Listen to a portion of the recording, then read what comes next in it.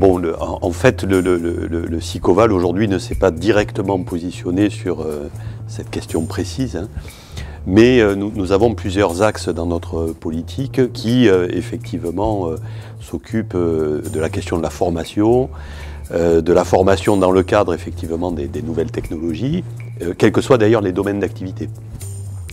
Notamment le numérique, vous savez très bien, vous savez qu'on a un projet de village numérique sur le SICOVAL, mais nous avons aussi deux actions en fait qui vont dans le sens de la question que vous posez. Une première action sur des publics, notamment la question des jeunes adultes, 18-25 ans, qui sont souvent d'ailleurs en situation donc de cursus universitaire ou autre, ou dans des grandes écoles, qui justement se positionnent pour déboucher dans le monde du travail, quoi, d'une part, soit au travers de stages, soit, pourquoi pas, dans le cadre d'alternance. Donc, voilà. Donc nous avons réellement une politique de main tendue vers ces publics-là, et bien évidemment, en les mettant en lien avec les entreprises du territoire. Donc ça, c'est une première approche. La deuxième approche, c'est spécifiquement sur la question du numérique. Le numérique, aujourd'hui, est relativement fédérateur par rapport à un ensemble d'activités, depuis, effectivement, les domaines de l'agriculture, avec un pôle de compétitivité qui est Agri-Sud-Ouest Innovation,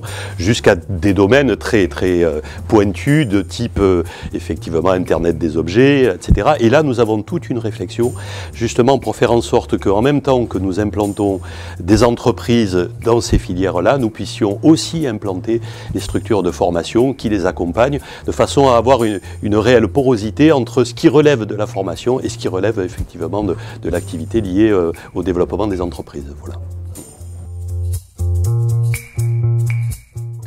Alors, bon, j'ai pas de réponse là aussi très précise, mais donc la séance de travail que nous venons d'avoir ce matin, un certain nombre d'élus du SICOVAL avec les intervenants de votre école, donc fait émerger justement des questionnements et des pistes de travail commun, de synergie, ne serait-ce que par exemple la question de fond qui nous préoccupe particulièrement, nous les élus du SICOVAL, très investis dans l'action de notre intercommunalité.